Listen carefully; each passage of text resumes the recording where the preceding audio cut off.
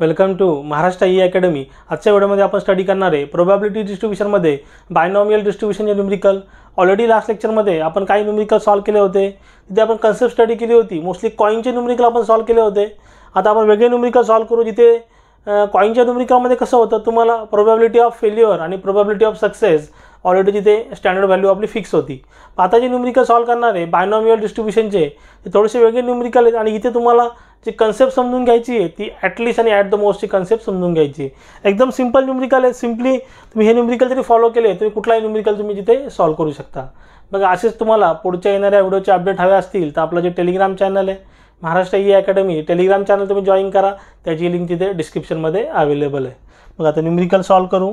Question 6 probability डिस्ट्रीब्युशनमध्ये आपण study करतोय binomial distribution. बघा क्वेश्चन 6चं सोल्युशन। बघा, ऑलरेडी अशा टाईपचे न्यूमेरिकल आपण सॉल्व केलेत पण थोडेसे वेगळे आहेत आणि अशा टाईपचे न्यूमेरिकल जिथे एक्झाममध्ये येतात 4 to 6 मार्क्ससाठी। बघा क्वेश्चन 6चं सोल्युशन। क्वेश्चन 6चं सोल्युशन। आता ओव्हरऑल पर्सेंटेज, आता इथे मी गिवन डेटा लिहून घेतो, जो गिवन डेटा। बघा ह्या न्यूमेरिकलमध्ये काय चेंज आहे तर ॲटलिस्ट वाला न्यूमेरिकल आपल्याला सॉल्व करायचं आहे। बघा म्हणजे ऑलरेडी आपण सॉल्व केलं आहे पण ते कॉइनच्या न्यूमेरिकलमध्ये सॉल्व केलेलं आहे ॲटलिस्ट आणि ॲट द मोस्ट। तर इथे आपल्याला ॲटलिस्ट कन्सेप्ट समजून घ्यायची आहे। परत बघा क्वेश्चन 6 आता गिवन डेटा आपल्याला काय दिलं तो लिहून घेऊ सर्वात पहिले। Given data the overall percentage of failure in a certain examination is 20। बघा आता प्रोबॅबिलिटी ऑफ फेल्युअर इथे आपल्याला दिलेलं आहे। बघा ओव्हरऑल पर्सेंटेज ऑफ फेल्युअर म्हणजे क्यूची व्हॅल्यू आपल्याला दिलेली आहे किती आहे 20%, म्हणजे 20 डिवाइड बाय 100 किती येईल 0.2। बघा प्रोबॅबिलिटी ऑफ फेल्युअर आपल्याला दिली आहे। प्रोबॅबिलिटी ऑफ सक्सेस किती असेल 80% असेल। आपण इथे वाटल्यास ते शो करू। बघा क्यूचा फॉर्म्युला काय, Q is equal to 1 - p। क्यूची व्हॅल्यू किती आहे 0.2, 1 - p। बघा पीला इकडे शिफ्ट केलं तर निगेटिव्हचं काय होईल पॉझिटिव्ह। पी म्हणजे काय प्रोबॅबिलिटी ऑफ सक्सेस आणि हा 1 तुमचा इथे आहे तसाच। 0.2ला तिकडे शिफ्ट केलं तर काय होईल पॉझिटिव्हचं काय होईल निगेटिव्ह। तर पीचा आन्सर किती आला 0.8, म्हणजे किती झाला प्रोबॅबिलिटी ऑफ सक्सेस किती 80% आणि प्रोबॅबिलिटी ऑफ फेल्युअर किती आहे 20%। लक्षात घ्या काय दिलेलं आपल्याला। If 6 candidate appear in the examination, एनची व्हॅल्यू किती आहे N is equal to 6। What is the probability at least 5 pass the exam. बघा ॲटलिस्टची कन्सेप्ट आहे। टू फाईन इथे लिहितो, to find at least 5 pass the exam, at least 5 pass the exam. मग एकदम सिंपल न्यूमेरिकल आहे। क्वेश्चन 6चं सोल्युशन। बघा आता सेम इथे यूजिंग बायनॉमियल डिस्ट्रीब्यूशन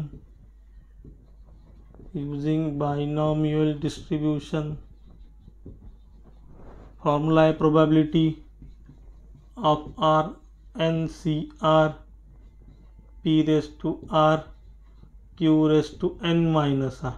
हा तुमचा फॉर्म्युला आहे। आता इथे काय सांगितलं आपल्याला probability of at least 5 pass the exam. Probability of at least 5 pass the exam. मग ॲटलिस्ट कन्सेप्ट आली का आपण न्यूमेरिकल 2 प्रकारे सॉल्व करू शकतो। बघा काय घेतलं कमीत कमी ॲटलिस्ट 5 म्हणजे कमीत कमी 5। बघा नंबर ऑफ कॅन्डिडेट किती आहेत 6 आहेत। बघा नंबर ऑफ कॅन्डिडेट किती 6 आहेत, मी ते काय येईल प्रोबॅबिलिटी ऑफ आपल्या काय करते कमीत कमी 5 आणि मॅक्झिमम किती असतील 6, म्हणजे probability of 5 plus probability of 6। एक तर असं करू शकतो।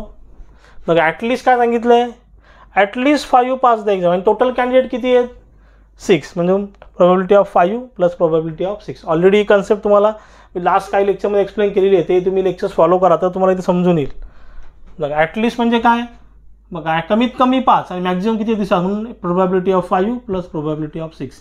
आणि याला अजून कशा प्रकारे सॉल्व करू शकतो बघा 1 मायनस, आता इथे कोण नाही आहे प्रोबॅबिलिटी ऑफ 0 1 2 3 4 नाही, आपण ते लिहू शकतो 1 minus probability of 0 plus probability of 1 plus probability of 2 plus probability of 3 plus probability of 4.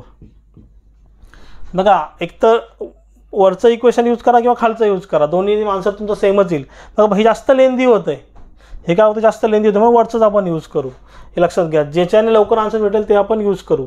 वाटलं याच्याने तुम्ही क्रॉस चेक करू शकता. बघा आरची व्हॅल्यू किती आहे 5, आरची व्हॅल्यू किती आहे 6. आपण काय करू, हे वाला यूज करू. आणि एक्झाममध्ये दोन्ही शो करायची गरज नाही, ज्यात कमी वेळ लागेल ते वाला तुम्ही तिथे शो करा.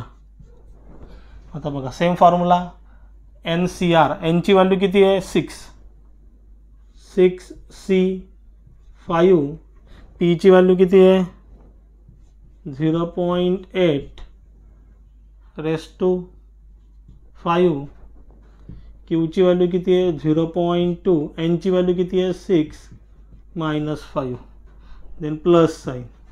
सेकंडसाठी 6C6, आरची व्हॅल्यू किती आहे 6, बघा एनची व्हॅल्यू किती 6, 6C6, पीची व्हॅल्यू 0.8 रेस्ट टू 6, क्यूची व्हॅल्यू 0.2, एन 6 -6. बघा इथे कॅल्क्युलेशन करू, एकदम सिंपल न्यूमेरिकल आहे. 6C5 6. बघा तुम्हाला सी साठी काय करायचं आहे, शिफ्ट आणि डिवाइड बटन प्रेस करायचं आहे. काय येईल तिथे 6C5 into 0.8 raised to 5, 0.8 raised to 5 into 0.2 raised to 6 -5 किती होईल 1. याचा आन्सर किती येते 0.3932, 0.3932. पॉईंट नंतर ॲटलिस्ट 3 डिजिट तरी तुम्ही यूज करा. नेक्स्ट काय 6C6 into 0.8 raised to 6 into 0.2 raised to 6 -6 का होईल 0, 0.2621, 0.2621. बघा दोघांचं ॲडिशन करू, 0.2621 प्लस 0.3932, आन्सर येतं आहे 0.6553, 0.6553. बघा म्हणजे ॲटलिस्ट 5 पास द एक्झाम, म्हणजे 5 जण पास होण्याची प्रोबॅबिलिटी किती आहे इथे, याला 100ने मल्टिप्लाय केलं इंटू 100 केलं तर तुमचं आन्सर येते 65.53. हे तुमचं फायनल आन्सर 0.6553. हे झालं तुमचं फायनल आन्सर. एकदम सिंपल न्यूमरिकल आहे. सिम्पली अशाच प्रकारचे न्यूमरिकल तिथे एक्झाममध्ये विचारले जातात. आता बघा, आता नेक्स्ट आपण न्यूमरिकल सॉल्व करू. क्वेश्चन नंबर 7चं सोल्युशन. क्वेश्चन नंबर 7 सुद्धा सेमच आहे, पण थोडा इथे छोटासा चेंज आहे, तो चेंज समजून घेऊ. आणि बघा हा जो न्यूमरिकल आहे क्वेश्चन नंबर 7 वाला, हा नंबर ऑफ टाईम एक्झाममध्ये विचारला गेलेला आहे. इथे एक तर इलेक्ट्रिक बल्ब मेन्शन करतील किंवा स्क्रू मेन्शन करतील किंवा बोल्ट मेन्शन करतील, आणि अशा प्रकारचा एक न्यूमरिकल तिथे एक्झाममध्ये विचारला जातो. बघा आता त्याचा आपल्याला गिवन डेटा लिहून घेऊ, त्याचा काय त्यात आपल्याला फाइंड आउट करायचं आहे. If 2% of the electric bulb manufactured by the company are defective. बघा प्रोबॅबिलिटी दिलेली आहे, किती दिलेली आहे 2%, म्हणजे 2 डिवाइड बाय 100 किती दिली ते 2 divide by 100, 0.02. If 2% of the electric bulb manufactured by the company are defective, find the probability that in a sample of 5 bulb. n ची व्हॅल्यू किती आहे, n is equal number of sample किती आहेत 5, n is equal to 5. त्यानं बघा first केस काय देते ना आपल्याला, आता p ची व्हॅल्यू आपल्याला दिलेली आहे. q ची व्हॅल्यू फाइंड करू. q is equal to 1 - p, q is equal to 1 - p ची व्हॅल्यू किती 0.02. क्यू किती येतं तुमचं 1 - 0.02, 0.98, 0.98. देन नेक्स्ट आपल्याला टू फाइंडमध्ये जायचं आहे. टू फाइंडमध्ये पहिली कंडिशन काय आहे, 3 bulb will be defective, 3 bulb will be defective, म्हणजे exactly 3 bulb will be defective, म्हणजे आरची व्हॅल्यू किती झाली 3 झाली. तर इथे ॲटलिस्ट ॲट द मोस्ट असताना काय मेन्शन केलेलं नाही आहे, नंतर सेकंड ॲट द मोस्ट, बघा ॲट द मोस्ट कन्सेप्ट आली. At the most 2 at the most 2 bulb will be defective. At the most 2 bulb will be defective. बघा इथे सेम आपल्याला प्रोबॅबिलिटी डिस्ट्रीब्युशनचा फॉर्म्युला यूज करायचा आहे. त्यात बायनॉमियल डिस्ट्रीब्युशन, बघा binomial डिस्ट्रीब्युशनचा formula simply तुम्ही यूज केला. फर्स्ट केससाठी फाइंड आउट करू. इथे प्रोबॅबिलिटी ऑफ प्रोबॅबिलिटी ऑफ पहिली कंडिशन काय आहे, 3 bulb विल बी डिफेक्टिव्ह. म्हणजे exactly 3 bulb will be defective. आणि तुमची आरची व्हॅल्यू किती झाली, 3 झाली. बघा तुमची इथे आरची व्हॅल्यू किती झाली, इथे 3 झाली. Probability of 3 bulb will be defective. कारण ॲटलिस्ट आणि ॲट द मोस्ट असं का मेन्शन केलेलं नाही आहे. तर प्रोबॅबिलिटी ऑफ 3, एनची व्हॅल्यू किती आहे, एन 5C3, पीची व्हॅल्यू 0.02^3, देन क्यूची व्हॅल्यू 0.98, एनची व्हॅल्यू 5 -3. तर probability of 3 bulb will be defective किती आहे ते आपण चेक करू. 5C3 into 0.02^3 into 0.98^5 - 3 2. तर आन्सर येतं आहे 7.68 इंटू 10⁻⁻5. 7.68 इंटू 10⁻⁻5 हे झालं तुमचं probability of 3 bulb will be defective. पॉईंटमध्ये सुद्धा लिहू शकतो, पण असं जर आता कॅल्सीमध्ये आलं तसंच मी लिहिलं इथे 7.68 इंटू 10⁻⁻5. देन सेकंड कंडिशन काय दिलेली आहे, probability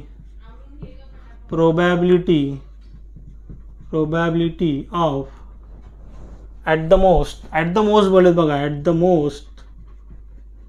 most 2 bulb will be defective. At the most 2 bulb will be defective. At the most 2 bulb will be defective. बघा प्रोबॅबिलिटी अब at the most 2 bulb will be defective.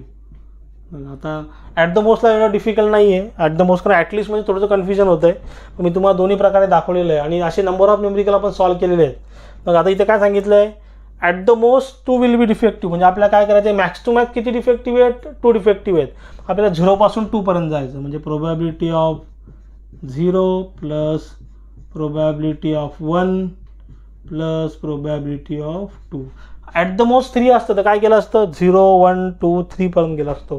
Probability of 4 असतं तर 0 1 2 3 4 पर्यंत गेला असतो. बघा आता एन किती आहे आपला, एन तर 5च आहे. At the most 2 will be defective. तर म्हणजे आपल्याला probability of 0 probability of 1 plus probability of 2 याच्यापर्यंत जायचं. Same formula NCR. आता इथे आरची व्हॅल्यू किती आहे, आरची व्हॅल्यू 0, आरची व्हॅल्यू 1 आणि आरची व्हॅल्यू 2. बघा आता सेम फॉर्म्युला NCR.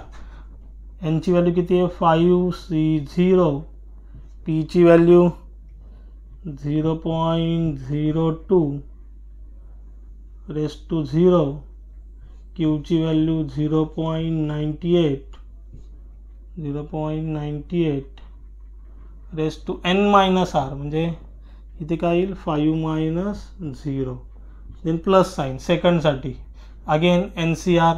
एनची व्हॅल्यू किती आहे 5C1, पीची व्हॅल्यू किती आहे 0.02, आरची व्हॅल्यू 1, अगेन क्यूची व्हॅल्यू 0.98 म्हणजे 5 - 1. देन प्लस साईन थर्डसाठी इथे काय येईल 5, पुढे पण कंटिन्यू करू शकता. 5C2, पीची व्हॅल्यू 0.02^2, क्यूची व्हॅल्यू 0.98^5 -2 म्हणजे N R. बघा आता फायनल आन्सर करू. काय आहे ते फायनल आन्सर, तिघांचे कॅल्क्युलेशन करावे लागतील. 5C0 बघा 5C0 into 0.02 raised to 0 into 0.98 raised to 5 minus 0 का होते 5 होईल 0.9039 पहिलाच आन्सर आला 0.9039 प्लस दुसऱ्याचा आन्सर काय आहे 5C1 into 0.02 raised to 1 into 0.98 raised to 5 minus 1 4 0.0922 0.0922 झालं फर्स्ट सेकंड थर्डचा आन्सर कॅल्क्युलेट करू 5C2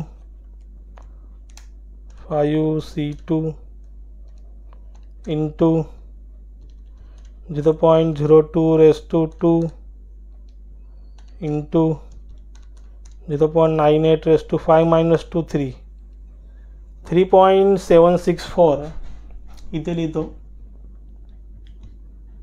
3.764 7 into 10 raised to minus 3 बघा तिघांचं ॲडिशन करायचं आहे तिघांचं ॲडिशन करतो 3.7647 into 10 raised to minus 3 plus 0.9039 plus 0.0922 answer येते 0.999 बघा अजून पुढे समजा गेलं तर 8 मग at the most 2 will be defective chances किती आहे 0.998 बघा तुमचे फायनल आन्सर मग एकदम सिम्पल न्यूमरिकल आहे. आता ऑलरेडी मी ॲटलिस्ट आणि ॲट द मोस्टच्या नंबर ऑफ न्यूमरिकल इथे सॉल्व केलेले आहेत. तुम्हाला आयडिया आली असेल तुम्ही कशा प्रकारचा न्यूमरिकल आला तरी तिथे सॉल्व करू शकता. तरीसुद्धा यामध्ये काय डाऊट असेल तुम्ही मला जरूर कमेंटमध्ये विचारू शकता. आणि मी शिकवलं समजलं असेल तर चॅनलला लाईक शेअर सबस्क्राईब करा. साईडला जे बेल आयकॉन बटन आहे ते प्रेस करा म्हणजे माझ्या पुढच्या येणाऱ्या व्हिडिओची नोटिफिकेशन तुम्हाला सर्वात पहिले भेटेल. थँक्यू.